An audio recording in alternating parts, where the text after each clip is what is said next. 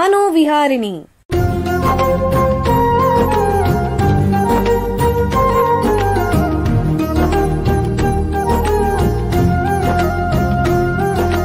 ಬೆಂಗಳೂರಿನ ನಿಮ್ಹಾನ್ಸ್ ವತಿಯಿಂದ ಮಾನಸಿಕ ಆರೋಗ್ಯ ಮತ್ತು ನರವಿಜ್ಞಾನ ಕುರಿತ ಪ್ರಾಯೋಜಿತ ಶಿಕ್ಷಣ ಮಾಲಿಕೆ. ಸಹಯೋಗ ಕರ್ನಾಟಕ ವಿಜ್ಞಾನ ಮತ್ತು ತಂತ್ರಜ್ಞಾನ ಅಕಾಡೆಮಿ, ವಿಜ್ಞಾನ ಮತ್ತು ತಂತ್ರಜ್ಞಾನ ಇಲಾಖೆ, ಕರ್ನಾಟಕ ಸರ್ಕಾರ. ಕೇಳಿ ಮಾನಸಿಕ ಆರೋಗ್ಯ ಮತ್ತು ನರವಿಜ್ಞಾನ ಕುರಿತ ಮಾಲಿಕೆ ಮನೋವಿಹಾರಿಣಿ. ನಮಸ್ಕಾರ ಶ್ರೋತೃಗಳೇ, ನಿಮಗೆಲ್ಲರಿಗೂ ಮನೋವಿಹಾರಿಣಿ ಶಿಕ್ಷಣ ಮಾಲಿಕೆ ಈ ಸಂಚಿಕೆಗೆ ಆತ್ಮೀಯ ಸ್ವಾಗತ. ಹಿಂದಿನ ಸಂಚಿಕೆಯಲ್ಲಿ ಹದಿಹರೆಯದವರಲ್ಲಿ ಮತ್ತು ನವಯುವಕ ಯುವತಿಯರಲ್ಲಿ ಸಂಭವಿಸುವಂತಹ ಆತ್ಮಹತ್ಯೆ ಮತ್ತು ಅದರ ತಡೆಗಟ್ಟುವಿಕೆ ಬಗ್ಗೆ ತಿಳ್ಕೊಂಡ್ವಿ.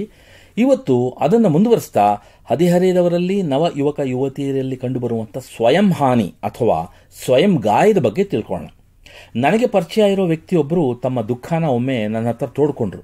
ನೋಡಿ ಸರ್, ಇರೋಳೊಬ್ಬಳೆ ಮಗಳು ಈಗ ತಾನೇ ಡಿಗ್ರಿ ಕಾಲೇಜಿಗೆ ಸೇರ್ಕೊಂಡಿದ್ದಾಳೆ, ಒಳ್ಳೆ ವಿದ್ಯಾರ್ಥಿನಿನೇ, ಇಲ್ಲಿವರೆಗೂ ಎಲ್ಲ ಚೆನ್ನಾಗಿತ್ತು. ಆದರೆ ಇತ್ತೀಚೆಗೆ ಅವಳ ಸ್ವಭಾವ ನಡವಳಿಕೆ ಬಹಳ ಬದಲಾಗಿದೆ. ಮೊದಲು ನಾವೇನೋ ಹುಡುಗ ಬುದ್ಧಿ ಸರಿ ಹೋಗ್ತಾಳೆ, ಕಾಲೇಜಲ್ಲಿ ಒತ್ತಡ ಇರ್ಬೋದು ಅಥವಾ ಸ್ನೇಹಿತರ ಜೊತೆ ಜಗಳ ಮಾಡ್ಕೊಂಡಾಳೆ ಅಂದ್ಕೊಂಡ್ವಿ. ಆದರೆ ಈ ನಡುವೆ ಪರಿಸ್ಥಿತಿ ಗಂಭೀರವಾಗಿದೆ ಸರ್. ನಮ್ಮ ಹತ್ರ ಏನೂ ಚರ್ಚೆ ಮಾಡಲ್ಲ, ಕೇಳಿದ್ರೆ ಸರಿಯಾಗಿ ಉತ್ತರ ಕೊಡಲ್ಲ. ಆದರೆ ನಿನ್ನೆ ಅವಳ ಕೈಗಳ ಮೇಲೆ ಗಾಯಗಳು ಕಾಣಿಸ್ತು ಸರ್. ನಮಗೆ ಗಾಬರಿಯಾಗಿ ವಿಚಾರಿಸಿದಾಗ ಗೊತ್ತಾಯಿತು ಅವಳೇ ಆ ಥರ ತನಗೆ ಗಾಯ ಮಾಡ್ಕೊಂಡಿದ್ದಾಳೆ ಅಂತ. ಯಾತಕ್ಕೆ ಹೀಗೆ ಮಾಡ್ಕೋತಿದ್ದಾಳೆ ಏನೋ ಗೊತ್ತಿಲ್ಲ ಸರ್.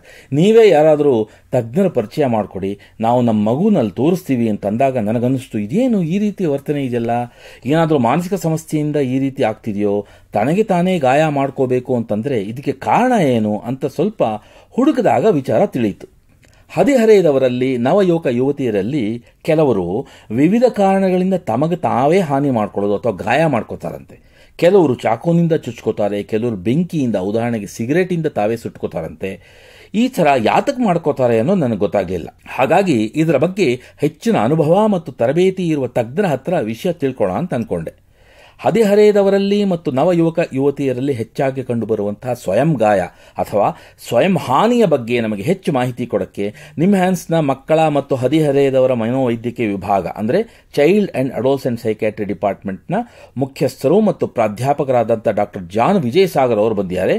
ಅವ್ರನ್ನ ಸ್ವಾಗತಿಸೋಣ. ನಮಸ್ಕಾರ ಡಾಕ್ಟರ್ ಜಾನ್ ವಿಜಯ್ ಸಾಗರ್ ಅವರೇ. ನಮಸ್ಕಾರ ಸರ್. ನಿಮಗೆ ಈ ಕಾರ್ಯಕ್ರಮಕ್ಕೆ ಸ್ವಾಗತ. ಡಾಕ್ಟರ್ ಜಾನ್ ವಿಜಯ್ ಸಾಗರ್ ಅವರೇ, ನಿಮಗೆ ಮೊದಲನೇ ಪ್ರಶ್ನೆ ಏನು ಅಂತಂದ್ರೆ, ಈ ಸ್ವಯಂ ಹಾನಿ ಅಥವಾ ಸ್ವಯಂ ಗಾಯ ಅಂತಂದ್ರೆ ಏನು, ದಯವಿಟ್ಟು ತಿಳಿಸಿ ಸರ್. ಯಾವುದೇ ವ್ಯಕ್ತಿಯು ತನ್ನ ಸ್ವಂತ ದೇಹಕ್ಕೆ ದೈಹಿಕ ಹಾನಿಯನ್ನು ಉಂಟು ಮಾಡುವ ಕ್ರಿಯೆಯನ್ನು ನಾವು ಸ್ವಯಂ ಹಾನಿ ಅಂತ ಕರೀತೇವೆ. ಸರಿ ಸರಿ. ಅಂದ್ರೆ ಇದು ಹದಿಹರೆಯದವರಲ್ಲಿ ಎಷ್ಟು ಪ್ರಮಾಣದಲ್ಲಿದೆ ಅದು ಹೇಳ್ತೀರಾ? ಸಂಶೋಧನೆಗಳ ಪ್ರಕಾರ ಸುಮಾರು ಒಂದು 10-15% ಹದಿಹರೆಯದವರಲ್ಲಿ ನಾವು ಈ ಸ್ವಯಂ ಹಾನಿ ನೋಡಬಹುದು. ಅಂದ್ರೆ ಇದು ಬಹಳ ದೊಡ್ಡ ಸಂಖ್ಯೆನೇ. ಅಂದ್ರೆ 100ರಲ್ಲಿ 10-15 ಜನರಲ್ಲಿ ಇದು ಕಾಣಿಸುತ್ತೆ ಅಂತ ಹೇಳ್ತಿದ್ರ ಹದಿಹರೆಯದವರಲ್ಲಿ. ಅಂದ್ರೆ ಹದಿಹರೆಯದವರು ಅಲ್ಲದೇನೆ ವಯಸ್ಕರು ಅಂದ್ರೆ 20-25-30 ವರ್ಷ ಆದ ವ್ಯಕ್ತಿಗಳಲ್ಲೂ ಈ ರೀತಿ ಸ್ವಯಂ ಹಾನಿ ಅಥವಾ ಸ್ವಯಂ ಗಾಯ ಮಾಡ್ಕೊಳ್ಳುವಂತ ಪ್ರವೃತ್ತಿ ಇದೆಯಾ?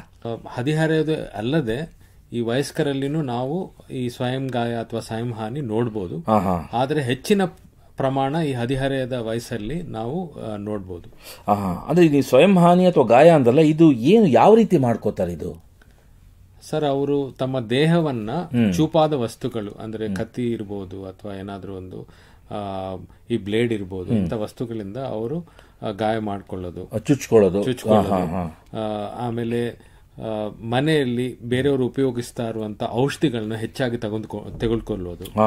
ಅಂದ್ರೆ ತಮ್ಮದಲ್ಲ, ಬೇರೆ ಯಾರು ಉಪಯೋಗ ಮಾಡ್ತಾ ಇರೋ ಔಷಧಿಗಳು, ಅಂದ್ರೆ ಈ ಸಕ್ಕರೆ ಕಾಯಿಲೆಗಾಗ್ಲಿ ಅಥವಾ ಇವರು ವಯಸ್ಸಾದವರು ಇಟ್ಕೊಂಡಿರ್ತಾರೆ ಅಂತ ತಿಂದ್ಬಿಡೋದು, ಆ ಮಾತ್ರೆಗಳನ್ನು ಔಷಧಿಗಳನ್ನು ತೆಗೆದುಕೊಂಡ್ಬಿಡೋದು. ಆಮೇಲೆ ಏನಾದ್ರೂ ವಿಷಕಾರಿ ಒಂದು ರಾಸಾಯನಿಕಗಳು ಇರುತ್ತದೆ. ಸಾಮಾನ್ಯವಾಗಿ ಮನೆಯಲ್ಲಿ ಈ ಹ್ಯಾಂಡ್ ವಾಶ್ ಇರ್ಬೋದು ಅಥವಾ ಸ್ಯಾನಿಟೈಸರ್ ಇರ್ಬೋದು, ಅದರಲ್ಲಿ ಈ ರಾಸಾಯನಿಕಗಳು ಅದನ್ನ ಸೇವಿಸ್ಬಿಡೋದು. ಸರಿ.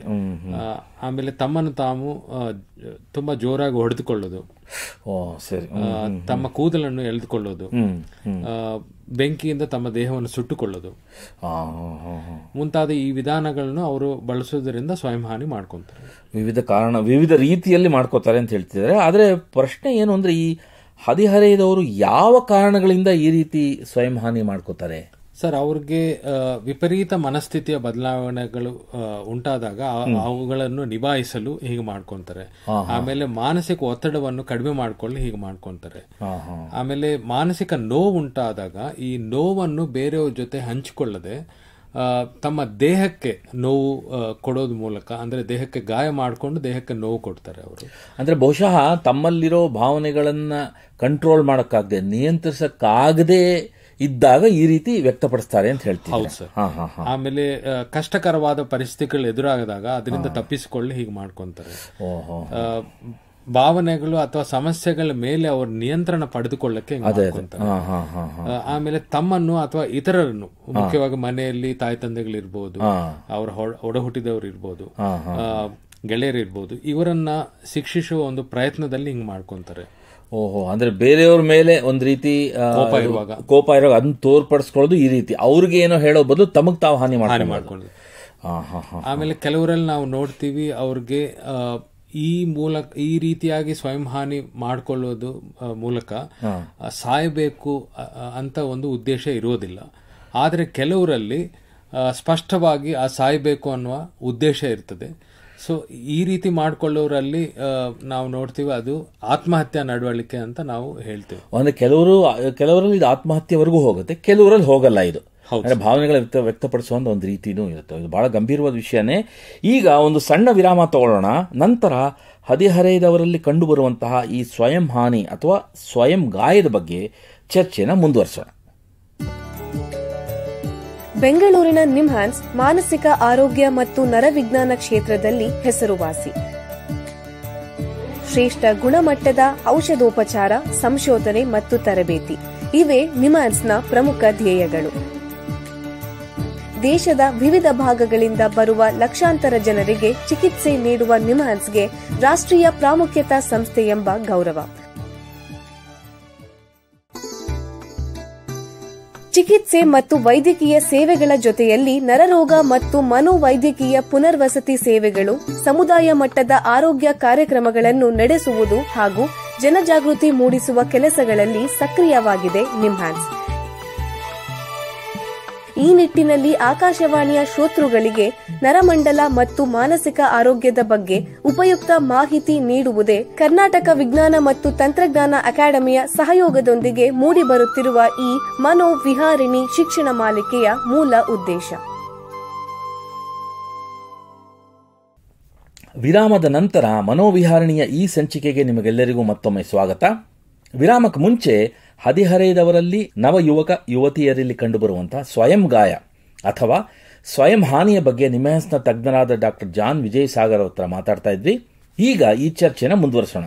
ಡಾಕ್ಟರ್, ನೀವಾಗಲೇ ಹೇಳಿದ್ರಲ್ಲ ಹದಿಹರೆಯದವರಲ್ಲಿ ಈ ರೀತಿ ಸ್ವಯಂ ಹಾನಿ ಪ್ರಮಾಣ ಜಾಸ್ತಿ ಅಂದ್ಬಿಟ್ಟು, ಯಾರಲ್ಲಿ ಈ ರೀತಿ ಸ್ವಯಂ ಹಾನಿ ಆಗ್ಬೋದು, ಯಾರು ಈ ರೀತಿ ಮಾಡ್ಕೋತಾರೆ ನಾವು ಊಹೆ ಮಾಡಕ್ ಸಾಧ್ಯನಾ? ದಯವಿಟ್ಟು ತಿಳಿಸಿ ಸರ್. ಈ ಸ್ವಯಂ ಹಾನಿ ಮಾಡಿಕೊಳ್ಳುವ ಸಾಧ್ಯತೆ ಕೆಲವು ಸಂದರ್ಭಗಳಲ್ಲಿ ನಾವು ಹೆಚ್ಚಾಗಿ ನೋಡಬಹುದು.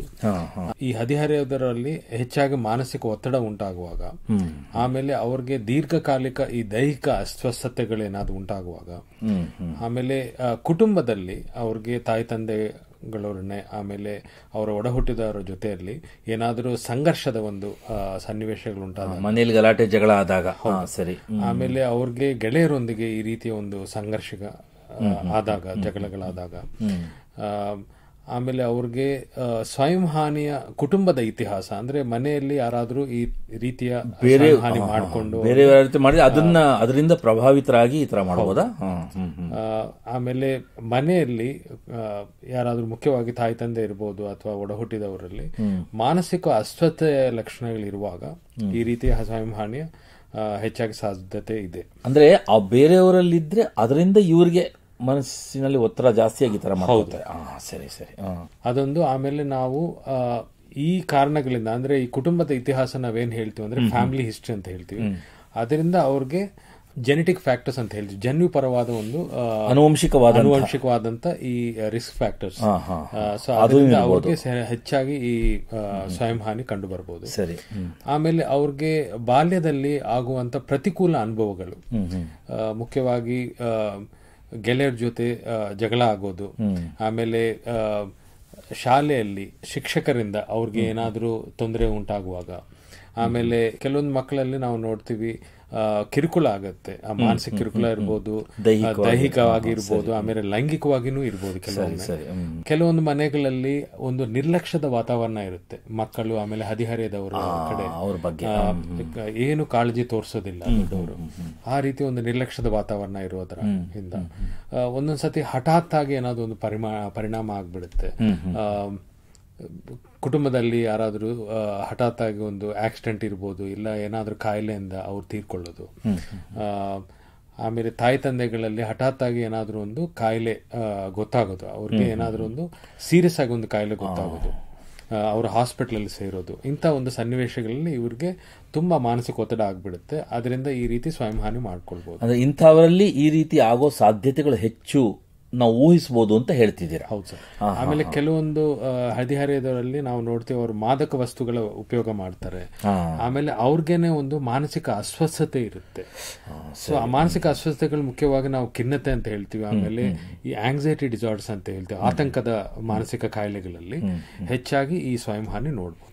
ಸರಿ, ಅಂದ್ರೆ ಇವಾಗ ಈ ರೀತಿ ಇರೋ ವ್ಯಕ್ತಿ ಸ್ವಯಂ ಹಾನಿ ಮಾಡ್ಕೋತಾರೆ ಅನ್ನೋ ವ್ಯಕ್ತಿ ನಿಮ್ಮ ಹತ್ರ ಬಂದ್ರೆ ಅವ್ರನ್ನ ಯಾವ ರೀತಿ ಚಿಕಿತ್ಸೆ ಕೊಡ್ತೀರಾ ಅವ್ರಿಗೆ? ಸರ್, ಅವರು ಮುಖ್ಯವಾಗಿ ಈ ಸ್ವಯಂ ಹಾನಿ ಮಾಡಿಕೊಂಡ ತಕ್ಷಣ ಅವ್ರಿಗೆ ಬೇಕಾಗಿರೋದು ಮಾನಸಿಕ ಸಮಾಲೋಚನೆ ಬೇಕಾಗಿರುತ್ತೆ. ಅದು ತಕ್ಷಣದ ಮಾನಸಿಕ ಸಮಾಲೋಚನೆ ಖಂಡಿತವಾಗಿ ಅವ್ರಿಗೆ ಒದಗಿಸ್ತಾರೆ. ಅಂದ್ರೆ ಕೌನ್ಸಿಲಿಂಗ್ ಮಾಡ್ತೀರಾ? ಸರಿ. ಅದು ಇಮಿಡಿಯೇಟ್ ಸೈಕಲಾಜಿಕಲ್ ಕೌನ್ಸಿಲಿಂಗ್ ಅಂತ ಹೇಳ್ತೀವಿ. ಆಮೇಲೆ ಸ್ವಯಂ ಹಾನಿಯಿಂದ ಉಂಟಾಗೋ ದೈಹಿಕ ಗಾಯಗಳಿಗೆ ಅವರು ತಕ್ಷಣ ವೈದ್ಯಕೀಯ ಸೇವೆ ಪಡ್ಕೊಂಡು ಚಿಕಿತ್ಸೆ ಪಡ್ಕೋಬೇಕು. ಆಮೇಲೆ ಮಾನಸಿಕ ಅಸ್ವಸ್ಥತೆಗಳು ಇರುವ ಈ ಹದಿಹರೆಯದವರು ಆ ರೋಗ ಲಕ್ಷಣಗಳಿಗೆ ಮಾನಸಿಕ ಆರೋಗ್ಯ ವೃತ್ತಿಪರರಿಂದ, ಅಂದ್ರೆ ಈ ಸೈಕ್ಯಾಟ್ರಿಸ್ಟ್, ಸೈಕಾಲಜಿಸ್ಟ್ ಅಂತವರನ್ನ ಭೇಟಿ ಮಾಡಿ ವಿವರವಾದ ವೈದ್ಯಕೀಯ ಮೌಲ್ಯಮಾಪನ ಮಾಡಿಕೊಂಡು ವೈಯಕ್ತಿಕ ಸಮಾಲೋಚನೆ, ಆಮೇಲೆ ಕುಟುಂಬದ ಸಮಾಲೋಚನೆ ಮತ್ತು ಔಷಧಿಗಳ ಉಪಯೋಗ ಮಾಡಿಕೊಂಡು ನಾವು ಅವ್ರಿಗೆ ಸಹಾಯ ಮಾಡ್ತೀವಿ. ಅಂದ್ರೆ ಮಾನಸಿಕ ಸಮಸ್ಯೆಗೆ ತಕ್ಕಂಗೆ ನೀವು ಔಷಧಿಗಳನ್ನು ಕೊಡ್ತೀರಾ? ಹೌದು. ಅಂದ್ರೆ ಈಗ ಈ ರೀತಿ ಸಮಸ್ಯೆಯರು ಈಗ ಕಾರ್ಯಕ್ರಮ ಕೇಳ್ತಿರೋರು, ನಾನು ಹೋಗ್ಬೇಕು, ಸಹಾಯ ಪಡಿಬೇಕು ಅಂತಂದ್ರೆ ಎಲ್ಲಿಗೆ ಹೋಗ್ಬೇಕು ಇವರು?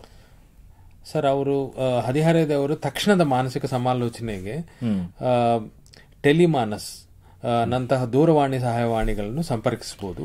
ಟೆಲಿಮಾನಸ್ ಅಂದ್ರೆ ನಮ್ಮ ರಾಷ್ಟ್ರ ಮಟ್ಟದಲ್ಲಿ 14416 ಈ ನಂಬರ್ಗೆ ಅವರು ದೂರವಾಣಿ ಮೂಲಕ ಅವರು ಕರೆ ಮಾಡಿ ಅವ್ರನ್ನ ಸಂಪರ್ಕಿಸಬಹುದು. ಯಾರು ಯಾವ ಬೇಕಾದ್ರೆ ಕರೆ ಮಾಡಬಹುದು ಈ ಸಂಖ್ಯೆಗೆ. ಆಮೇಲೆ ಯಾವುದೇ ಸರ್ಕಾರಿ ಅಥವಾ ಖಾಸಗಿ ಆಸ್ಪತ್ರೆಯ ಎಮರ್ಜೆನ್ಸಿ ಸೇವೆ ವಿಭಾಗದಲ್ಲಿ ಅವರು ಹೋಗಿ ಅವರ ದೈಹಿಕ ಗಾಯಕ್ಕೆ ಅವರು ವೈದ್ಯಕೀಯ ಸಹಾಯ ಪಡೆಯಬಹುದು.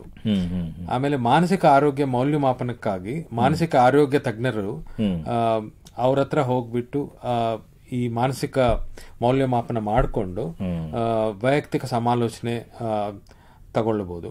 ಈ ಮಾನಸಿಕ ಆರೋಗ್ಯ ವೃತ್ತಿಪರರು ಎಲ್ಲ ಜಿಲ್ಲೆ ಸರ್ಕಾರಿ ಮತ್ತು ಖಾಸಗಿ ಆಸ್ಪತ್ರೆಗಳಲ್ಲಿ ಮತ್ತು ಜಿಲ್ಲಾ ಮಾನಸಿಕ ಆರೋಗ್ಯ ಕಾರ್ಯಕ್ರಮದ ಅಡಿಯಲ್ಲಿ, ಅಂದ್ರೆ ಡಿಸ್ಟ್ರಿಕ್ಟ್ ಮೆಂಟಲ್ ಹೆಲ್ತ್ ಪ್ರೋಗ್ರಾಮ್ ಅಂತ ಹೇಳ್ತೀವಿ, ಅದರ ಅಡಿಯಲ್ಲಿ ಕೆಲಸ ಮಾಡ್ತಾರೆ. ಆಮೇಲೆ ನಿಮ್ಹಾನ್ಸ್ ಅಂತ ದೊಡ್ಡ ಮಾನಸಿಕ ಆರೋಗ್ಯ ಸಂಸ್ಥೆಗಳಲ್ಲಿ ಬಂದು ಅವರು ಸಹಾಯ ಪಡ್ಕೋಬಹುದು. ಎಲ್ಲ ವಿವಿಧ ರೀತಿಯ ಆಯ್ಕೆಗಳ ಇದೆ, ಅವರಿಗೆ ಎಲ್ಲಿ ಬೇಕಾದ್ರೂ ಹೋಗಿ ಸಹಾಯ ಪಡಿಬಹುದು ಅಂತ ಹೇಳ್ತೀರಾ. ನೋಡಿ ಡಾಕ್ಟ್ರೆ, ನಿಮ್ಮ ಹತ್ರ ಈ ಗಂಭೀರವಾದ ಮುಖ್ಯವಾದ ವಿಚಾರದ ಬಗ್ಗೆ ಮಾತಾಡ್ತಾ ಕಾಲ ಕಳೆದಿದ್ದೇ ಗೊತ್ತಾಗಲಿಲ್ಲ. ಇಲ್ಲಿಗೆ ಈ ಸಂಚಿಕೆ ಮುಗಿಸುವಂತ ಸಮಯ ಆಗ್ತಿದೆ. ಡಾಕ್ಟರ್ ಜಾನ್ ವಿಜಯಸಾಗರ್ ಅವರೇ, ಎಲ್ಲ ಕೇಳುಗರಿಗೆ ಹದಿಹರೆಯದವರಲ್ಲಿ ಮತ್ತು ನವಯುವಕ ಯುವತಿಯರಲ್ಲಿ ಕಂಡುಬರುವಂತಹ ಸ್ವಯಂ ಗಾಯ ಅಥವಾ ಸ್ವಯಂ ಹಾನಿಯ ಬಗ್ಗೆ ಬಹಳ ಉಪಯುಕ್ತ ಮಾಹಿತಿ ನೀಡಿದ್ದೀರಾ. ನಿಮಗೆ ಎಲ್ಲರ ಪರವಾಗಿ ಧನ್ಯವಾದಗಳು. ನಮಸ್ಕಾರ. ಶ್ರೋತೃಗಳೇ, ಮಾನಸಿಕ ಆರೋಗ್ಯ ಮತ್ತು ನರವಿಜ್ಞಾನ ಬಗ್ಗೆ ಇನ್ನೂ ಹೆಚ್ಚಿನ ಮಾಹಿತಿಯೊಂದಿಗೆ ಮನೋವಿಹಾರಣೆಯ ಮುಂದಿನ ಸಂಚಿಕೆಯಲ್ಲಿ ಭೇಟಿಯಾಗೋಣ. ನಮಸ್ಕಾರ. ಇಲ್ಲಿಯವರೆಗೆ ಬೆಂಗಳೂರಿನ ನಿಮ್ಹಾನ್ಸ್ ವತಿಯಿಂದ ಮಾನಸಿಕ ಆರೋಗ್ಯ ಮತ್ತು ನರವಿಜ್ಞಾನ ಕುರಿತ ಪ್ರಾಯೋಜಿತ ಶಿಕ್ಷಣ ಮಾಲಿಕೆ ಮನೋವಿಹಾರಿಣಿ ಕೇಳಿದಿರಿ. ಸಹಯೋಗ ಕರ್ನಾಟಕ ವಿಜ್ಞಾನ ಮತ್ತು ತಂತ್ರಜ್ಞಾನ ಅಕಾಡೆಮಿ, ವಿಜ್ಞಾನ ಮತ್ತು ತಂತ್ರಜ್ಞಾನ ಇಲಾಖೆ, ಕರ್ನಾಟಕ ಸರ್ಕಾರ. ನೆರವು ಮಾನಸಿಕ ಆರೋಗ್ಯ ಶಿಕ್ಷಣ ವಿಭಾಗ, ನಿಮ್ಹಾನ್ಸ್ ಹಾಗೂ ನಿವೇದಿತಾ ಬಿಎಸ್, ನಿಮ್ಹಾನ್ಸ್. ಸಂಗೀತ ಸಂಯೋಜನೆ ಕೆ ಕಲ್ಯಾಣ್. ಪರಿಕಲ್ಪನೆ, ನಿರೂಪಣೆ ಮತ್ತು ನಿರ್ಮಾಣ ಡಾಕ್ಟರ್ ಎಂಎಂ ಶ್ರೀನಿವಾಸ್ ಭರತ್, ನಿಮ್ಹಾನ್ಸ್. ನಿಮ್ಮ ಸಂದೇಶಗಳನ್ನು ಕಳಿಸಬೇಕಾದ ದೂರವಾಣಿ ಸಂಖ್ಯೆ 7899105524. 7899105524. ವಾಟ್ಸ್ಆಪ್ ಸಂದೇಶಗಳು ಮಾತ್ರ. ಈ ಕಾರ್ಯಕ್ರಮದ ಮುಂದಿನ ಸಂಚಿಕೆ ಮುಂದಿನ ವಾರ ಇದೇ ಸಮಯಕ್ಕೆ ಮನೋವಿಹಾರಿಣಿ ಮಾಲಿಕೆಯಲ್ಲಿ.